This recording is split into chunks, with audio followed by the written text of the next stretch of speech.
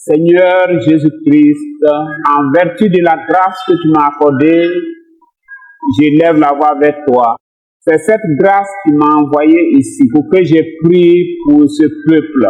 Seigneur Jésus-Christ, quand tu portais la croix dans les rues de Jérusalem, lorsque tu versais ton sang dans les rues de Jérusalem, lorsque tu mourais à la croix de Golgotha, c'était aussi pour guérir et pour sauver les habitants de Bulawayo et de Zimbabwe. Seigneur, je prie que tu leur viennes en aide.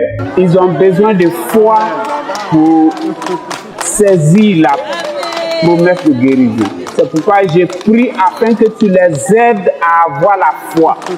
Je prie aussi afin que ton sang lave leurs péchés en ce moment. Seigneur Jésus, pardonne leurs péchés. Ce sont leurs péchés que tu as portés à la croix. Que ta présence puisse environner tout ce lieu. Que ta puissance remplisse ce lieu. Que ta puissance de guérison environne tout ce lieu. Et que chaque personne ici reçoive la guérison. Maintenant, toi, Satan, c'est toi qui as poussé toutes ces personnes à pécher pour posséder leur vie. Et tu les tiens dans la maladie, tu les tiens dans la souffrance, mais en vertu de la grâce que j'ai reçue le 24 avril 1993, Satan, tu sais que j'ai reçu un message qui doit être confirmé. Tu sais que c'est par le mandat du Seigneur Jésus-Christ que je me tiens ici. C'est pourquoi je t'ordonne de quitter ce lieu et que toute maladie soit vaincue. C'est fini, c'est totalement fini. Je me disais que quand j'allais venir ici, à cause du saignement, j'allais avoir honte devant les gens. C'est fini, je n'ai plus ça. Amen. Que les paralytiques marchent. Que les paralytiques marchent.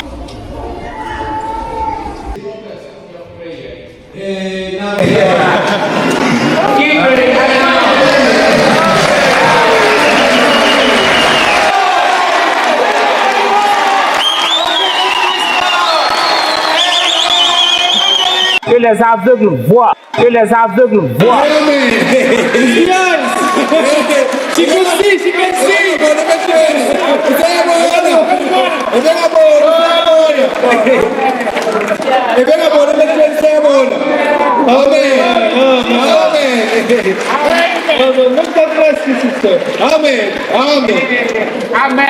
Amen. Je disais que à Chitouiza, il y a une vieille femme qui a vu. I was saying that in Chitouiza, an old woman saw. Plusieurs aveugles ont vu là-bas. Many blind men could see over there. Et à Bulawayo, je veux que beaucoup d'aveugles, tous les aveugles voient. And in Bulawayo, I want that all the blind could see.